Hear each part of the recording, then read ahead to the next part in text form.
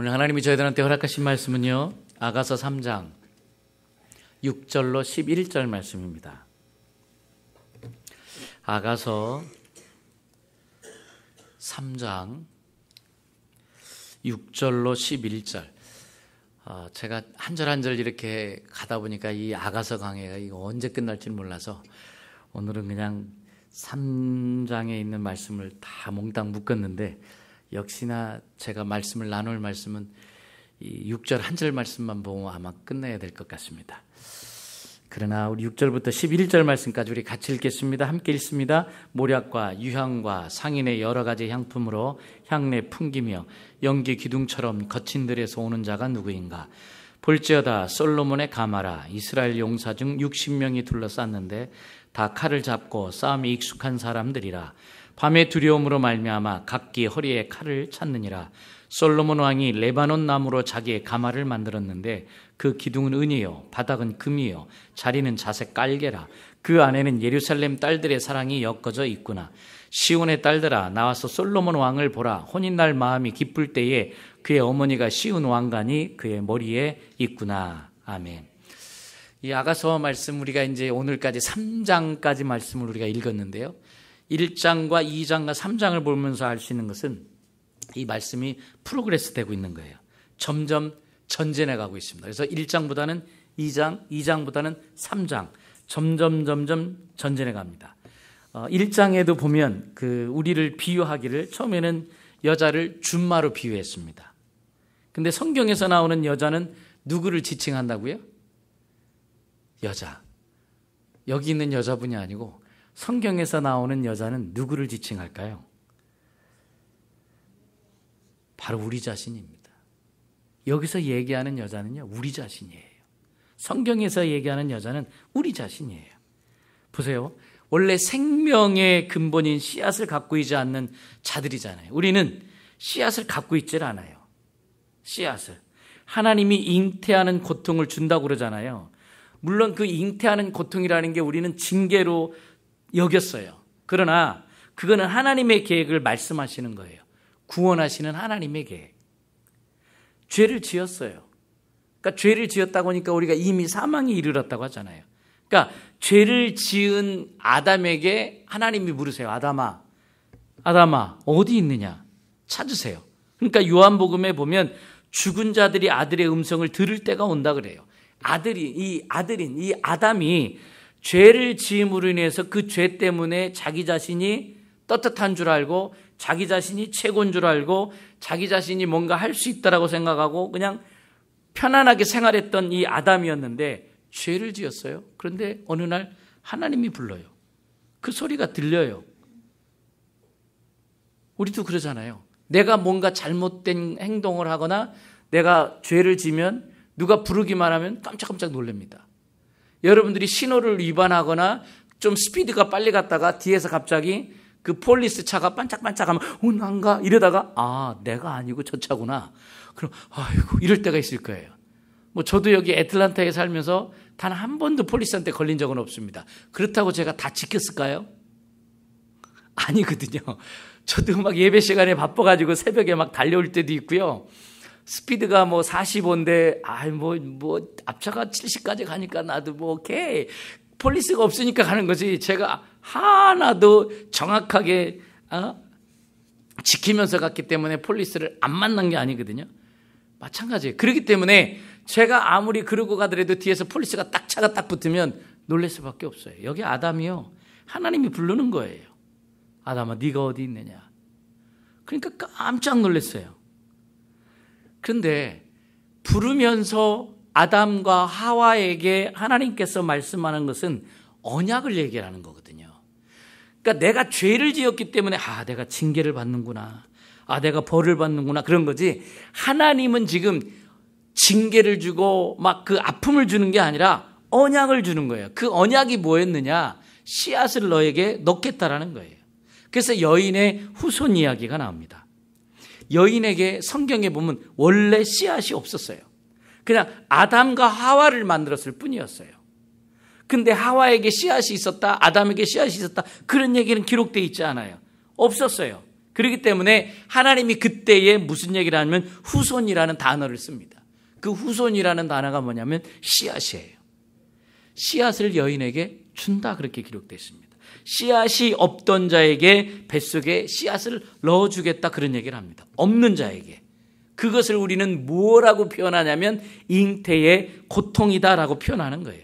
생명을 주는 겁니다. 그러면 우리는 굳이 그러한 생명을 낳지 않는다 해도 진짜 생명, 우리에게 진짜 생명을 낳아야 되잖아요.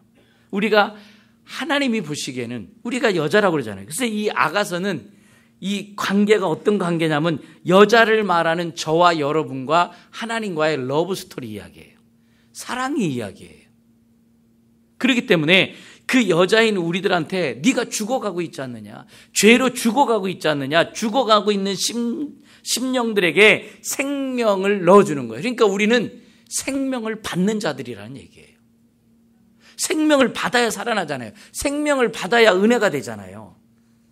죽은 자가 음성을 듣지 못하면 살아날 수가 없어요. 죽은 자가 음성을 듣고 살아나야 생명, 즉 씨앗을 주셔서 그 안에서 자수전이 시작이 되는 거예요. 그래서 여러분들이 입술을 열었을 때에 생명이 들어와 있다면 여러분들이 정말 어느 곳에 가서 입술을 열었을 때에 여러분 안에 생명이 나가게 돼 있는 거예요. 하나님의 말씀이 생명이잖아요.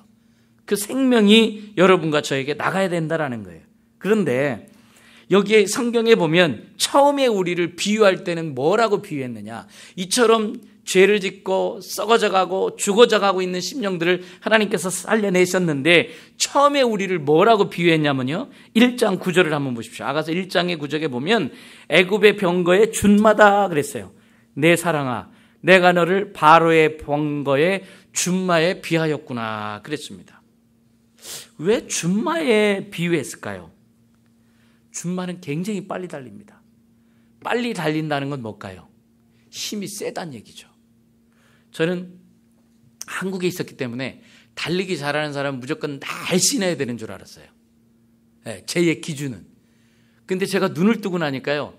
세계에 있는 선수들은요. 날씬하기도 하지만 근육이 보통이 아닌 거예요. 막 그냥 체중도 엄청 나가요. 근데 속도가 빨라요. 힘도 있고 빨라요. 축구 선수들도 보면요. 우리는 한국의 축구 선수 옛날에 보면 바싹 말라가지고 그냥 그러면 좋은 줄 알았어요. 근데 외국의 축구 선수들 보면요. 체격이요. 어마어마합니다. 그래서 그 사람들하고 퉁 부닥치면 그 국가대표 선수들이 하는 소리가 벽에 부닥친 느낌이었습니다. 나중에 지고 나서 인터뷰할 때 그러잖아요. 벽에 부닥친 느낌이었습니다. 도대체 밀리질 않더군요. 키는 똑같은데 벽에 부닥친 느낌이었다는 거예요. 이 준마가 그렇다는 거예요. 빨리도 달리지만 힘이 엄청 세요. 그 얘기는 뭡니까? 왜 우리를 그럼 거기 준마에 비유했을까요? 아직도 우리에게 자아의 힘이 강하다는 거예요. 아직도 고집이 세요. 예수를 믿는다고 하면서도 너무 세요. 또 우리가 가장 참 힘든 것 중에 하나가 내가 성경 공부를 많이 하다 보니까 성경을 많이 읽다 보니까 지도자본까지 다 이수하다 보니까 성경을 내가 많이 안다라고는 교만한 가운데 갇혀 있어요. 그러니까 말씀을 들어도 그 말씀이 처음부터 끝까지 다 스며들어야 되는데 이 말씀은 좋고 내가 받아들이고 이 말씀은 아니고 이건 아닌 것 같고 치고 이 말씀은 내가 받아들여도 되고 그렇게 되는 거예요. 은혜가 안 되는 거예요. 그러니까 이 준마 같은 거죠. 자기가 달리고 싶을 땐 달리고 쓰고 싶을 땐 쓰고 아직도 그게 있는 거예요. 아직도 내 힘이, 내 고집이, 내 아집이 그래가지고 내 뜻대로 하고자 하는 게 너무 강하다는 거예요. 그래서 우리를 처음에 비유할 때는 우리를 준마에 비유했어요. 애굽의 병거의 준마. 왜 또 애굽의 병거까지 했을까요? 준비가 돼 있다는 거예요. 싸울 준비. 그냥 뭐라고 막 그냥 한마디도 안 줘. 그냥 한마디 하면 두마디 하고 덤벼들고 그냥 막. 아직도 막 뭔가 내가 할 수 있다라는 그런 게 세다는 거죠. 그런데요. 그 준마를 사시겠다는 거예요. 우리 하나님은. 그 준마를 사요. 왜요? 준마는 비싼 말이에요. 근데 그 비싼 말을 어떻게 샀어요? 여러분이 아시다시피 예수 그리스도의 보혈의 피로 생명을 주시고 그 생명으로 값을 치르고 우리를 사들인다는 거예요. 그래서 처음에 비유할 때는 아가서에는 우리를 애굽의 병거의 준마라고 비유했습니다.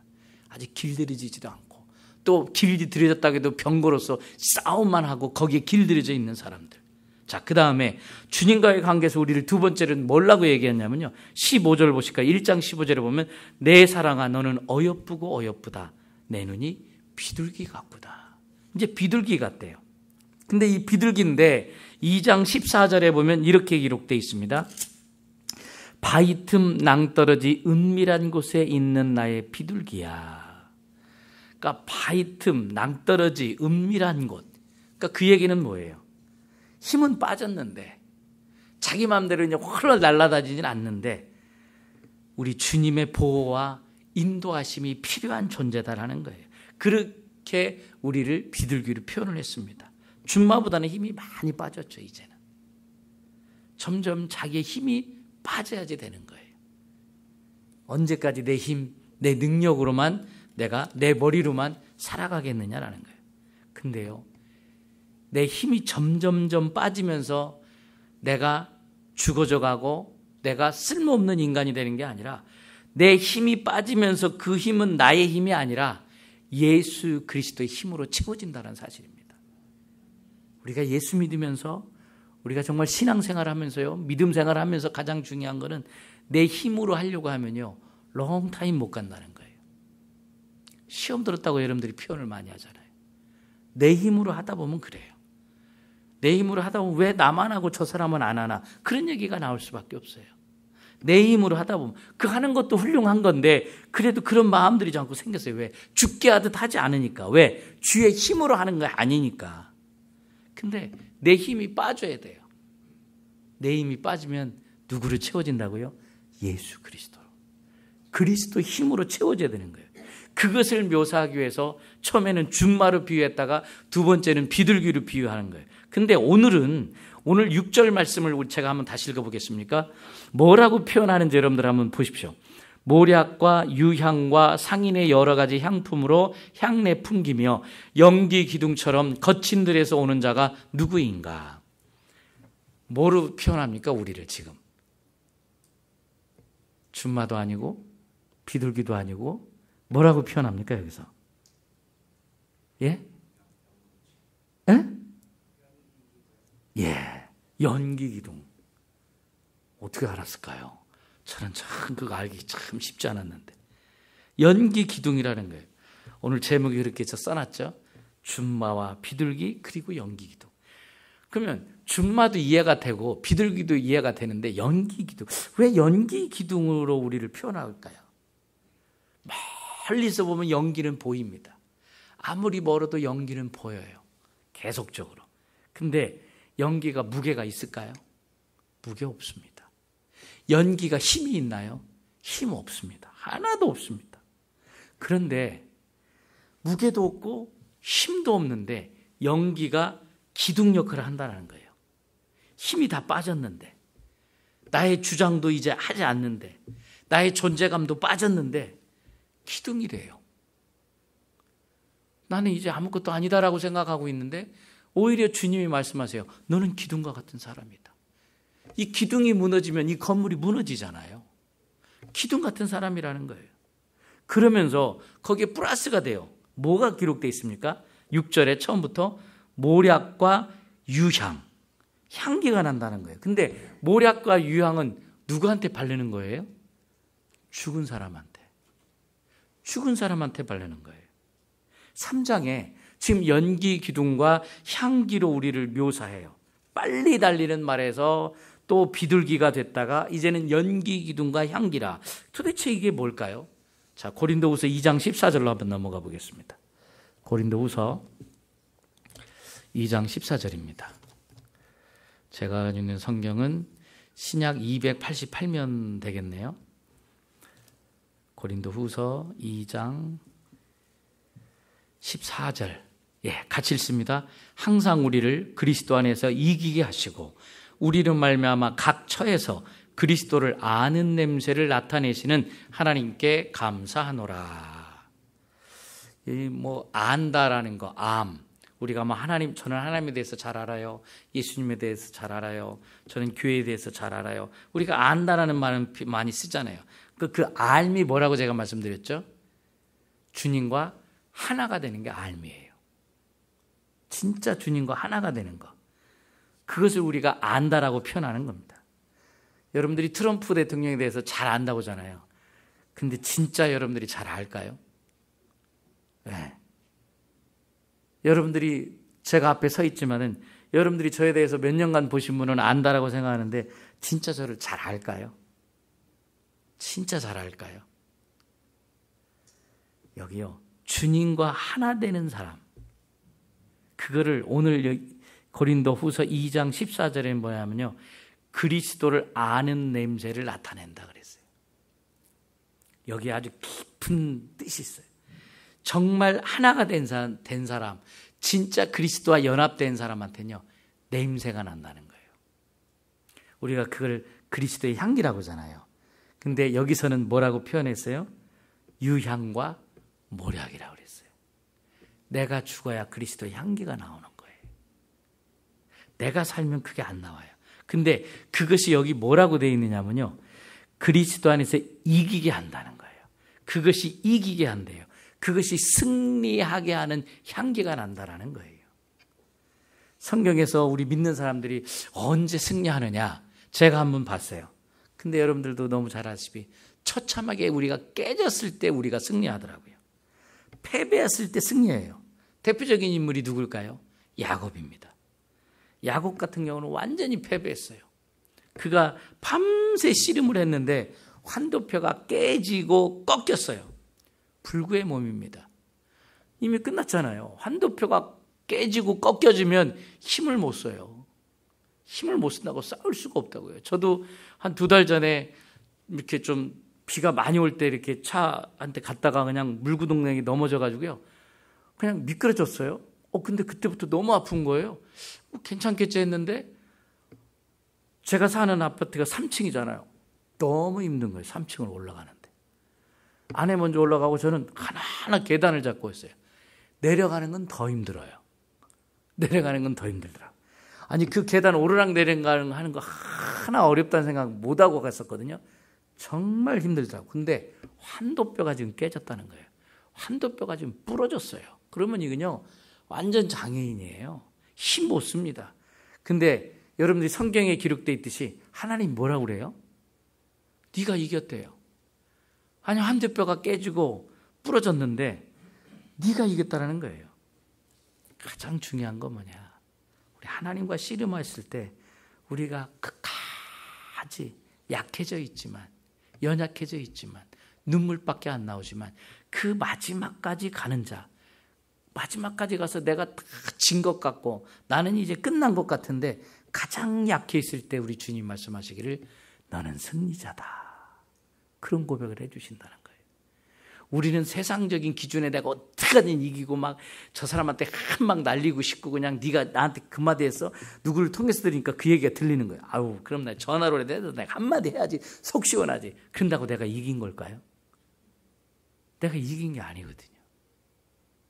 내가 진짜 이김은 뭐냐는 거예요. 내가 언제 진짜 승리를 경험할 수 있느냐. 항복을 경험했을 때 주님과에 있어서 그 보이지 아니하는 그 섭리, 그 손길에 의해서 우리가 해방될 수 있는 것.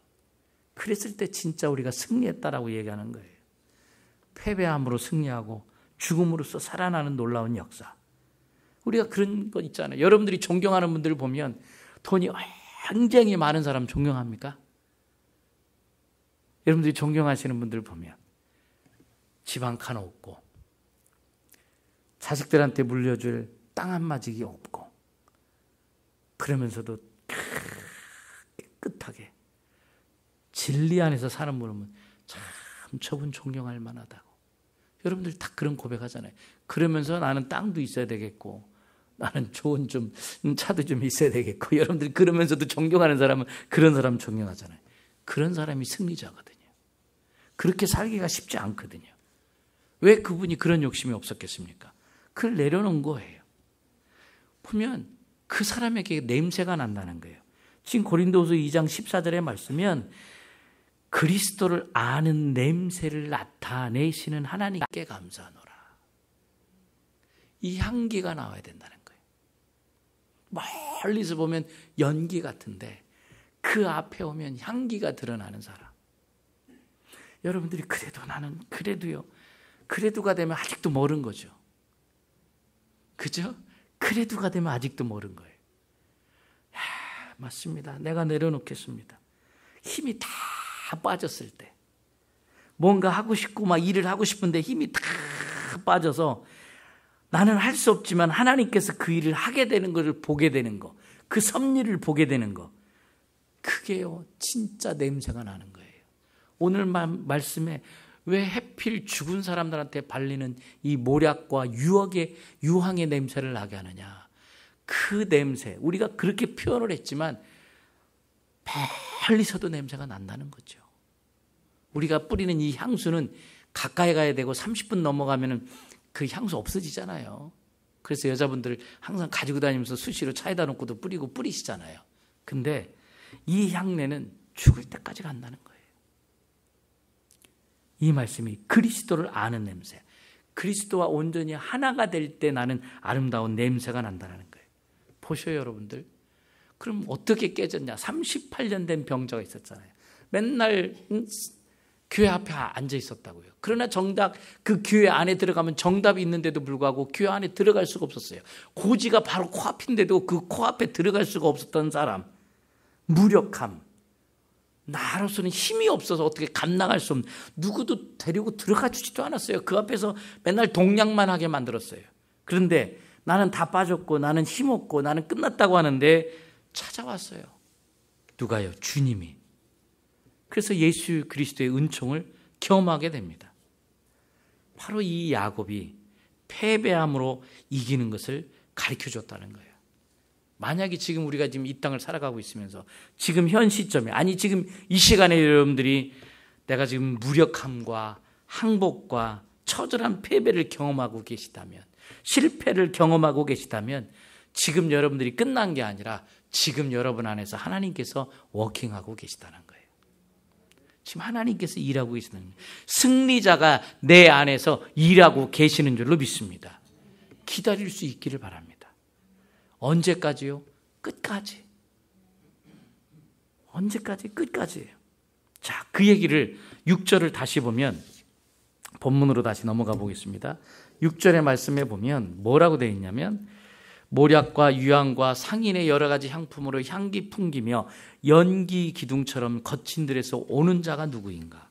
그러면 그 가운데 오는 자가 누구냐라는 거예요. 오는 자. 그 오는 자가 무슨 뜻이냐? 사실은 알라라는 히브리어와 같아요. 근데 그 예를 들면 물에 빠진 사람이 위로 올라올 때 올라오다라는 뜻이에요. 그래서 이게 오는 자가 뭐냐면 물에 빠진 자가 올라오다, 그 뜻이에요. 자, 여호수아 3장 12절 한번 찾아보겠습니다. 여호수아 3장 12절. 제 성경은 323면 되겠습니다.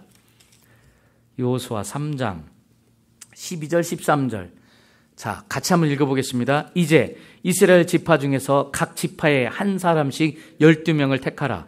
온 땅에 주 여호와의 궤를 맨 제사장들의 발바닥이 요단 물을 밟고 멈추면 요단 물 곧 위에서부터 흘러내리던 물이 끊어지고 한 곳에 쌓여 서리라. 자, 이 얘기는 뭐냐면요, 이 여호와의 궤를 메고 제사장들이 요단강에 이제 발을 먼저 담그면 담그라고 하나님께서 지시한 거예요. 근데 이 성경에서 이 물에 몸을 담그라는 의미는 뭐냐면 사망을 얘기하거든요. 그래서 세례는 물에 빠지는 거예요. 나의 옛사람이 물에 빠졌다는 거예요. 물에 빠져서 죽었다는 거예요. 근데 그 죽었는데 그곳에서 그리스도께서 오셔서 내 생명이 되셔서 부활되셔서 물에서 올라온다. 바로 오늘 지금 이 뜻이 그 뜻이에요. 오늘 본문에 올라오느니 바로 그 물에서 죽은 자가 다시 올라오는 거예요. 다시 얘기하면 네가 광야에서 죽은 줄 알았는데 광야에서 올라오는구나. 이제는 네가 죽음과 고통과 패배를 통해서 옛사람은 다 죽고 옛사람은 장사되고 옛사람은 물에 빠져 죽고 이제 요단강에서 올라오는구나. 부활된 생명. 그 뜻을 이야기하는 거예요. 오늘 지금 본문의 뜻이 네가 지금 모략과 향기, 하나님과 하나가 된 자, 하나님과 연합된 자는 향기가 나는데 멀리서 보면 연기와 같다는 거예요. 근데 그 연기는 힘도 없고 능력도 없고 파도 없어요. 근데 기둥과 같다라는 거예요. 이젠 준마와 같이 길들여지지 않았다가 길들여져 있고 싸움으로만 됐던 사람들, 맨날 이 말하면 대들고 저 말하면 또 까불고 막 그랬던 준마와 같은 사람들이 이제 비둘기와 같이 주님의 손길이 아니면 안 되는 사람이 됐다가 이제는 완전히 죽었어요. 어떻게 해요? 연기와 같이. 그런데 그 연기와 같은 사람이 기둥과 같이 됐다라는 거예요. 보세요. 기둥과 같이. 근데 광야에서 올라와야 된다는 거예요. 광야에서. 오늘 말씀 있잖아요. 거친 들에서 올라오는 자가 누구냐라는 거예요. 여러분들 한번 생각해 보세요. 지금 요단강을 건너서 가나안 땅에 들어가니까 사람들이 사실 가나안 땅만 바라보고 지금 왔잖아요. 광야에서 40년 있다가 가나안 땅에 갔어요. 근데 가나안 땅에 들어갔을 때는 이제 불행 끝, 행복 시작인 줄 알았어요. 근데 그랬나요? 그 7족속이 있었잖아요. 아이성도 있었고요. 여리고성도 있었어요. 다 점령해야 됐어요. 아니 다 된 줄 알았는데 거기 갔더니 또 있는 거예요. 그런데 오히려 거꾸로요. 광야는요. 먹을 거요. 하나 노력 안 해도 놀고 먹었습니다. 40년 동안 생각해 보세요. 아침 저녁으로 만나가 내렸는데 내가 노력한 게 아니었어요. 광야에서는 뭐 식물이 자랄 수 있는 곳이 아니에요. 사막인데 뭐가 있겠어요. 아침 저녁을 하나님이 주셨어요. 그리고 낮에는 또 광야하고 사막 지역이니까 얼마나 뜨거워요. 구름 기둥을 통해서 다 막아주셨어요. 저녁에는요 사막 지역이니까 또 추워요. 불 기둥으로 따뜻하게 해줬어요. 오히려 광야에서요 사람들이 불평불만하고 그랬지만 사실은 하나님이 다 해주셨어요. 놀고 먹었고요. 시원하게 해주셨고요. 따뜻하게 해줬어요. 그걸 사람들이 모른다는 거예요. 우리가 광야 생활이라고 하는데요. 여러분 광야 생활 가운데 하나님이 지금 해주시니까 지금 우리가 살아가고 있는 거예요. 여러분들 그걸 보셔야 돼요. 그걸 맨날 못 보고 이거 안 돼서 저거 안 돼서 자꾸 어떤 사람들하고 비교 의식 속에서 살아가면요. 힘들어요. 이 광야 생활 왜 40년 필요했어요? 40일이면 될 것 같다가 아니면 좀 길어도 좀 4개월이면 될 것 같다가 좀 더 길어도 한 4년이면 될 것 같다가 40년이 왜 필요했어요? 자신과의 싸움이 필요했기 때문에 그랬어요. 자기 자신과의 싸움에서 이기질 못한 거예요. 그래서 1세대들은 다 죽었잖아요. 60만 명, 70만 명이 싹 다 죽었잖아요. 광야에서. 그리고 나서 자기네들이 이제 가나안 땅에 들어갔는데 가나안 땅은 뭔가 되는 줄 알았다는 거예요. 근데요. 들어가고 나니까 7족속이 있었죠. 아이성이 기다리고 있죠. 여리고성이 있죠. 즉 이 가나안 삶은 뭐냐?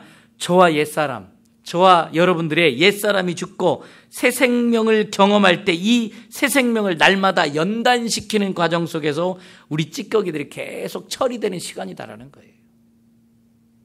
찌꺼기들이 또 남아있어요. 찌꺼기들이.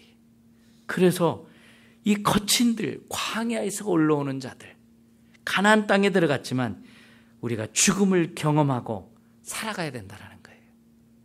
그런데 이미 죽음을 경험하고 올라온 자에게 거기서 남아있는 그 찌꺼기들, 깨끗해 되는 정금과 같이 되는 시간인 줄로 믿습니다. 아니 하나님 나 다 끝난 줄 알았는데 내 연단의 고난의 시간, 어둠의 시간은 다 끝난 줄 알았는데 하나님 이거 뭡니까?